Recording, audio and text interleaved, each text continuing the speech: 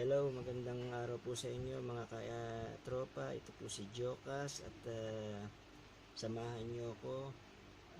Paliwanag ko sa inyo kung paano mag-clear ng history sa inyong YouTube channel. First of all, kung hindi ka pa nakasubscribe sa channel ko, please subscribe and click the bell button for more video uploads.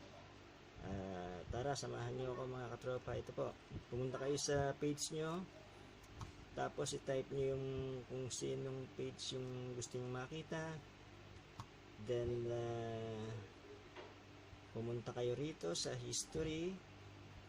Yan po. Then makita nyo lahat yan, maraming video dyan. Yan, click natin to, tanggalin natin. Then dito, nandyan ang history ng panonood, nakaano yan, highlighted dyan, history ng paghahanap, mga komento, komunidad, live chat, nandyan din. Then sa ilalim po, may mga nakasulat dyan, i-clear ang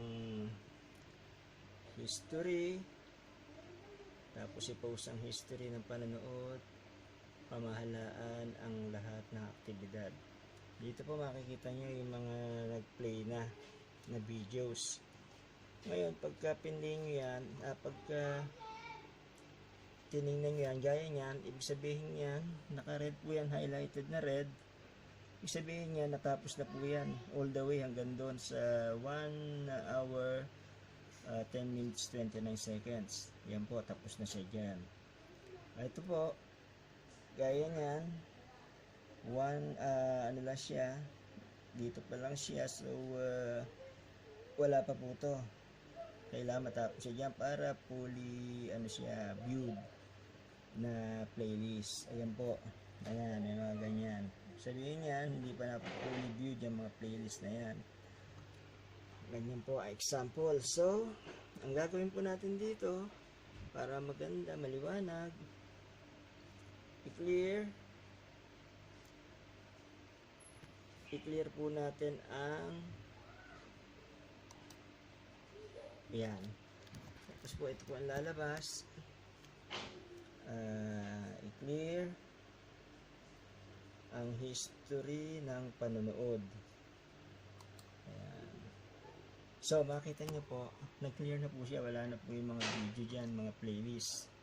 Ayan po, ayan na sila. So pwede na kayo ngayon manood ng playlist na gusto nyo panoorin. Dito mag-browse kayo, Styroblogs, then i-play nyo na po siya. Ganyan lang po.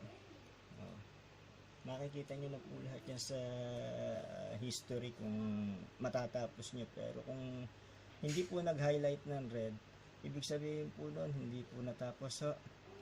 So hanggang dito na lang po. Sana makatulong sa mga YouTuber din to.